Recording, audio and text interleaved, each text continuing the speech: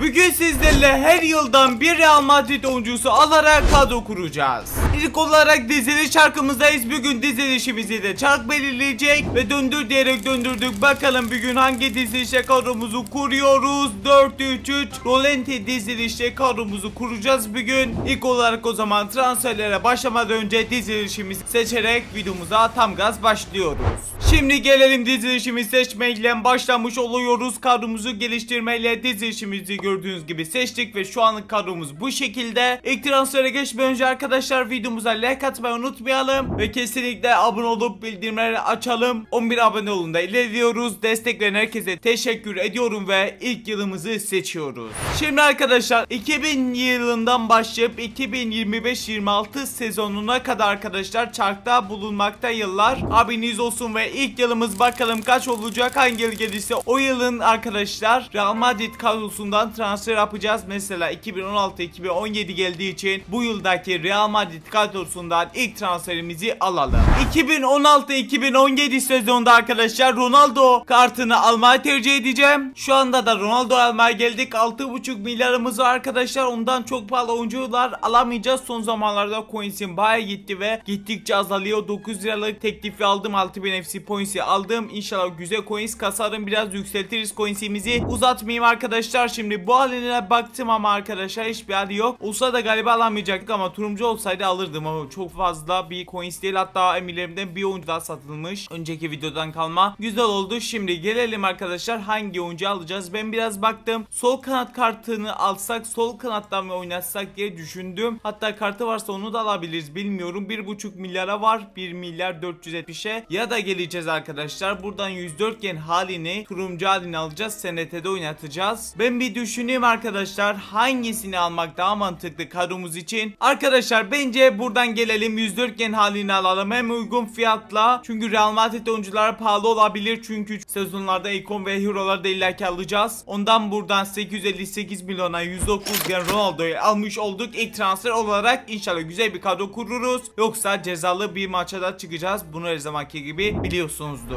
Şimdi geldik kadromuza ve Real Madrid oyuncusu olarak Ronaldo'muzu ilk olarak eklemiş olduk ve ilk transferimiz SNT kısmına oldu. Şimdi ikinci yılımızı seçeceğiz. Daha doğrusu sezonu seçeceğiz ve bakalım hangi sezondan hangi oyuncuyu alarak kadromuzu kurmaya devam edelim. Her sezondan arkadaşlar bir tane alacağız. Haberiniz olsun, o yüzden daha ki sezonu kaldırdım ve döndür diyerek bir kez daha döndürdüm. Bakalım hangi yılımız sezonumuz gelecek derken 2010-2011 yılı geldi. Bakalım bu sezonda arkadaşlar hangi oyuncular varmış Real Madrid'den. Ve şimdi oyunumuza geldik. Di Maria'yı almaya karar verdim arkadaşlar. En iyi kartı 108 ofansif orta saha kartı ama bizim ofansif orta saha dizilişli bir kadromuz yok. O yüzden sağ kanat halini alacağız ve buradaymış arkadaşlar. O hali de satın al dedik. Dereceli hallerine baktığımızda turuncu hali de varmış. 569 milyona 111 halini hemen onlara diyerek aldık. Kadromuza da ekleyelim. Geldik kadromuza. Di Maria'mızı hemen arkadaşlar kadromuza ekleyelim. Biraz üstte kaldı ve oyuncumuzu seçtik. Sağ kanat kısmına eklemiş olduk. Şimdi yeni oyuncumuzu seçmek için yeni sezon belirlemeye geçeceğiz ve bakalım hangi sezondan oyuncu alıyoruz.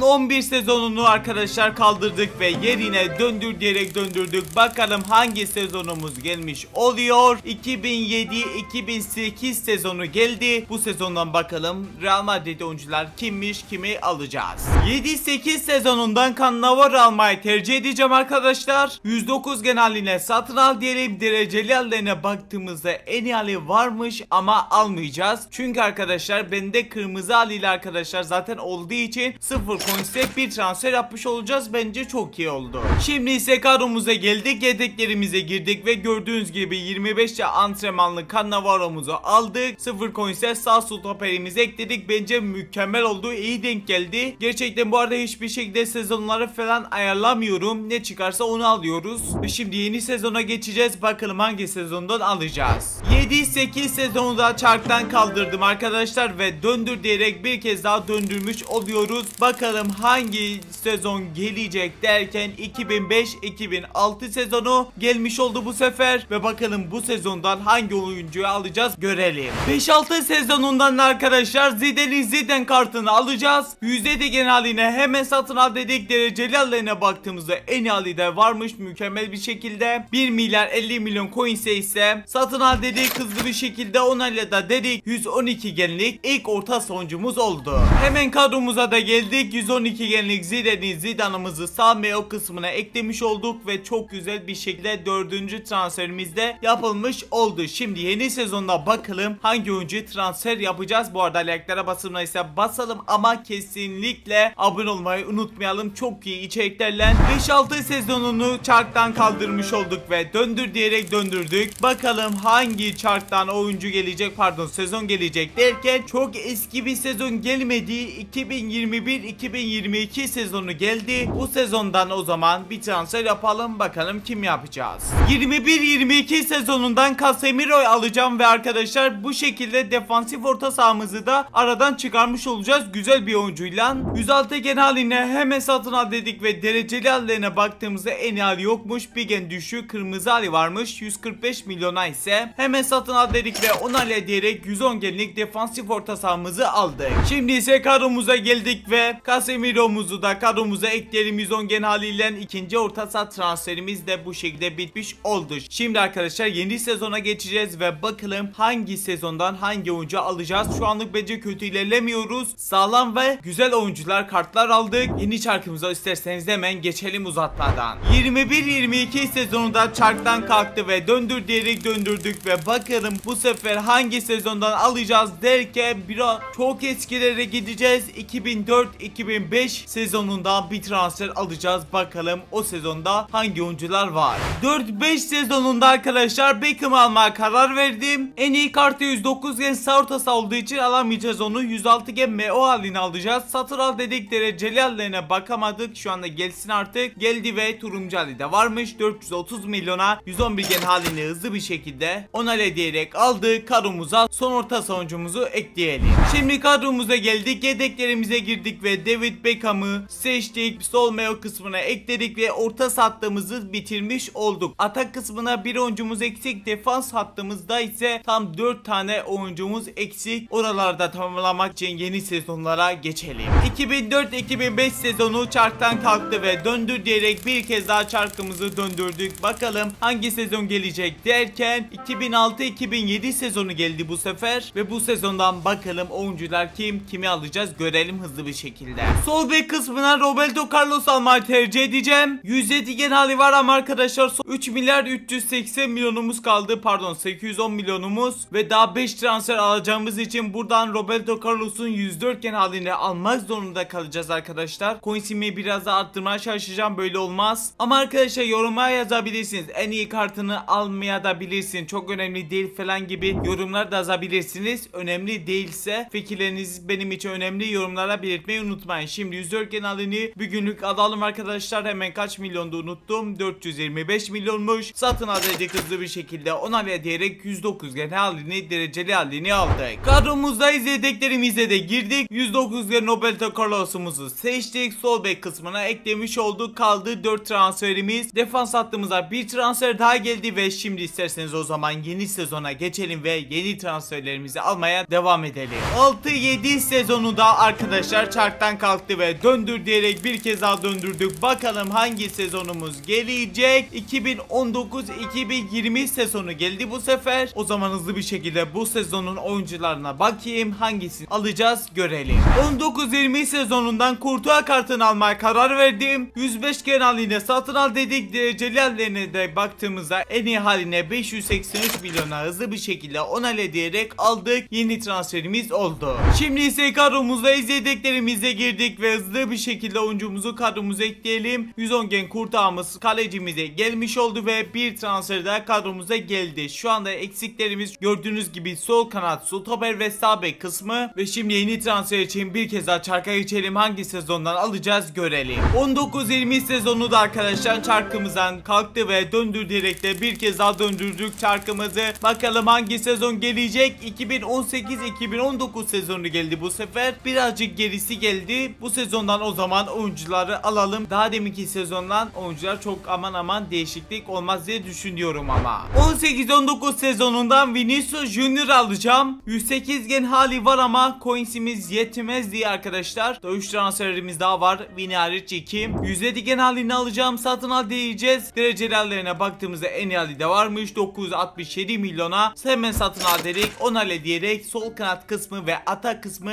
bitmiş oldu Vini ile. Geldik kadromuza ve Vinicius Junior'ımızı da ekledik. Görüntü olarak da kadromuzun atak kısmı bitmiş oldu. Orta saha hattımızda bitti zaten. Son iki transferimiz o da defans hattımızda kaldı. Oralarda bitireceğiz. Cezalı maçımıza geçeceğiz. Ama ilk önce iki transferlerimizi hızlı bir şekilde yapmamız lazım. Like'lara basalım. Ama kesinlikle abone olmayı unutmayalım. 10.000 abone artık olalım. Efsane videolarda kaçırmamak için bildirim zilini açmayı unutmayalım diyerek yeni çarkımıza geçiyorum.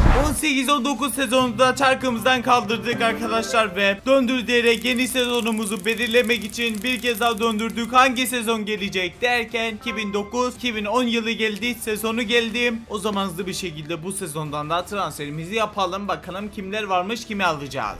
9-10 sezonundan Carval kartını almayı tercih edeceğim. 110 gen hali var ama arkadaşlar gördüğünüz gibi çok pahalı. Bizde de 2 milyar 100 bin coins kaldı artık. O yüzden buradan 106 gen Totti halini alacağız. Derecelerine baktığımızda da en iyi hali varmış. 534 milyona ise hemen satın al dedik. 111 gen halini aldık sağ bek kısmına. Kadromuzda şimdi yedeklerimize de girdik arkadaşlar. Carvalho'muzu seçtik. Sağ bek kısmına eklemiş olduk. Artık son defans oyuncumuz stoper ve kadronun da son oyuncusu kaldı. Hangi sezon gelirse o sezonun stoperini alacağız. Hemen son kez çarkımıza geçelim. 9-10 sezonu da çarktan kalktı ve son kez çarkımızı döndürdük. Bakalım hangi sezon gelecek derken bu sefer bir sezon ileri 2011-2012 sezonu geldi. O zaman bu sezondan oyuncumuzu alıyoruz. 11-12 sezonundan arkadaşlar Nacho Fernandez kartını alacağım. O sezonda arkadaşlar Ramos, Pepe, Carvalho kartları var. Oyuncular var ama Nacho'nun kartı en iyisi olduğu için ve coinsimiz de ettiği için Nacho Fernandez almayı tercih edeceğim. Ve satın al dedik. Derecelerine baktığımızda kırmızı hali varmış. 929 milyona 113 gen halini hemen satın al dedik. Onayla diyerek almış olduk. Son transferimizi 113 gen oldu. Bence efsane. İnşallah gol yedirmez bize Nacho. Son transferimizi eklemeye geldik ve hızlı bir şekilde de eklemiş olduk gördüğünüz gibi ve her sezondan bir Real Madrid oyuncusu alarak bu şekilde bir kadro kurduk. 112 genlik efsane bir kadro oldu. Şimdi isterseniz cezalı maçımıza geçelim. Bakalım neler yapacağız. İnşallah ceza çekmeyiz. Ceza çekersek ekstra coins'lar yapacağım. Hızlı bir şekilde maçımıza başlıyor. Bizim kadromuz bu şekilde. Rakibimizin kadrosu da bu şekilde. Bugün bu arada ligimden bir kişiyle oynuyorum. Rastgele istek verdiğim kim gelirse oynuyorum. Siz de 110 gen ve üzeriyseniz ligime gelebilirsiniz. TLKFC yazarak başarılar diyorum rakibe de. Şimdi Di Maria pasını verdi. Vinicius Junior. Vini geçemedi. Geçseydi güzel olabilirdi. Şimdi Vinicius Junior pasını verdi. Çok iyi yere. Ronaldo. Haydi oğlum Ronaldo. Haydi oğlum. Golünü atman lazım bugün. Ronaldo vurdu. Allah kahretsin. O nasıl bir kötü şut be. Ronaldo yapma be oğlum. Sen CR7'sin be. Ronaldo pasını verdi. Di Maria alamadı maalesef. Ganço'yla gelmeye çalışacak. Aldık yeniden Carvalho'yla. Gravenberch yeniden aldı ama rakipten Cannavaro. Çok iyisin oldu. Şimdi Di Maria çok iyi boşluk yakaladı arkadaşlar. Pasını da verdi kime? Carvalho. Carvalho orada ne işin var? Güzel şut çek bari derken Bernardo Silva güzel bir kayarak müdahale yaptı. Rakibin bu arada önü bomboş. Rivaldo ile geliyorlar. Cannavaro yetiş. Helal olsun be Cannavaro. Bu arada rakip güzel de faul kazandı arkadaşlar. Hayır yapma. Yapma yapma yapma. İkinci yarıda hiç atak yapamadım. Üstüne de bu faul çok kötü oldu. 1-0 rakip önde. İnşallah ceza çekmeyiz. Çünkü ceza çok ağır arkadaşlar. 500 milyon direkt gidecek. İnşallah güzel paket açıyoruz bu arada. 500 milyonluk. Bilmeyenler varsa inşallah bari ceza yersek güzel bir şey çıkarırız. Maalesef bir kez daha geliyor bu arada rakip. Bakalım gol atabilecekler mi? İkinci yarıda felaket kötü oynuyorum. Roberto Carlos iyi güzel. Ronaldo şimdi pasını verdi. Kime bilmiyorum. Beckham'aymış. Beckham kaptırdı. Zidane aldı. Beckham'a verdi. Beckham yapma oğlum be. Lütfen be Beckham. Çok iyi bir pozisyonda ama maalesef arkası dönük olduğu için kaçırdık o pozisyonu. Zidane pasını verdi. Di Maria internette biraz kasıyor arkadaşlar. Özür diliyorum ve o da beni çok etkiliyor arkadaşlar. Güzel ataklar yapamıyorum. Vinicius Junior Zidane'a verdi ama yine geçmedi arkadaşlar. Yine hatamız direkt bozuldu ve Carvalho güzel müdahale yap, aldın mı aldık, kaptırdık geri. Cannavaro yine mükemmel bir müdahalelerden birisini yaptı. Haydi oğlum bari berabere kalalım, biraz cezamız hafiflemiş olsun. Taca attı rakip, son dakikalar artık son ataktır. %100 şimdi Carvalho pasını verdi. Zidane pas, Ronaldo, Di Maria. Haydi oğlum orta kafa gol deneyeceğim, girerse girer, girmedi ama maalesef çok arka gitti. Hadi Ronaldo, alırsın oğlum Ronaldo, lütfen Ronaldo, onu alman lazımdı. Maalesef arkadaşlar ceza çekeceğiz. İnşallah paketlerden bari güzel bir şey çıkar. İstatistiklerimizi ilk önce bir görelim, sonra cezamızı çekeceğiz. Bakalım nasıl bir oynamışız. İstatistiklerimiz arkadaşlar bu şekilde. Çok kötü oynamışım her zamanki gibi. Son zamanlarda çok ceza çekiyoruz. Hemen cezamızı da bir günde çekelim maalesef. Evet, şimdi arkadaşlar cezamızı çekmeye geldik. Bu arada bunu da belirteyim, cezamızı yedek hesaptan birilerinden çekiyorum, haberiniz olsun. Şimdi cezamızı bilmeyen varsa belirtmiş de olayım. 104 artı bu paketimiz var ya, 100 milyon değerinde olan 5 limitli paket, hepsini açacağım, haberiniz olsun. Yani 5 milyon bu hesaptan gidecek. Yani bu hesaplarda kullanıyorum arkadaşlar. Kadro kurma videolarında bazen yedek hesaplarda kadrolar kuruyorum. İnşallah güzel bir şey çıkar ve boş yere gitmez diyorum ve ilk paketimiz geliyor. Hızlı açacağım, bir şey çıkmadıysa haberiniz olsun. Çünkü ekstra videomuzu uzatmak istemiyorum. Yolumuza gitti ama çok kastı, direkt geçmek istiyorum. 105 gelmiş, yani çok önemli bir şey değil. Şimdi ikinci paketimizi de açalım ve bakalım ne çıkacak görmüş olalım. Bari bir 111 gen versene be, zor gibi duruyor. Türkiye'den gelecek ofansif orta saha ve bu kim acaba? Şu anda hiçbir fikrim yok. 104 gen uzun adlı bir oyuncumuz gelmiş. Türkiye'den adı neymiş? Can Uzun geldi. Güzel oldu, bir Türk oyuncusu bu etkinliğe gelmesi güzel oldu bence. Devam et diyerek yeni paketimizi açmış olalım. O zaman takaslardan hızlı bir şekilde 3. paketimizi de açtık. Bakalım ne gelmiş olacak bu paketimizden, hangi olay gidecek? İspanya'dan geliyor. Ofansif orta saha bir kez daha ama yine güzel oyuncu olacağını düşünmüyorum. 104 gen. Yani arkadaşlar çok felaket coin zarar yapıyorum şu anda. O yüzden arkadaşlar like atmayı ve kesinlikle abone olmayı unutmayın. Artık bir 10.000 abone olalım. İspanya'dan geldi, aynı oyuncu değil ama orta saha, ama bu da yüksek olacağını düşünmüyorum. Yine genç oyunculardan birisi geldi ama gene felaket kötü. Yine 500 bin arkadaşlar, çok felaket gidiyor. İnşallah bari buradan güzel bir şey gelir. Ne gelecek? Kolombiya'dan gelecek. Sağ kanatımız geldi ve Girona'dan bakalım kaç genlik oyuncu? 104 gen. Yani bir gün 500 milyon gitti. Üstüne en fazla 105 genlik oyuncu çıktı ve bu şekilde cezamızı çektik. Ve burada da videomun sonuna geldik. Son attığım 2 video ekranlar çıktı arkadaşlar. İzleyemediyseniz o videolardan birisini de izleyebilirsiniz. Ben de bu kadar. Kendinize çok iyi bakın. Görüşürüz. Bay bay.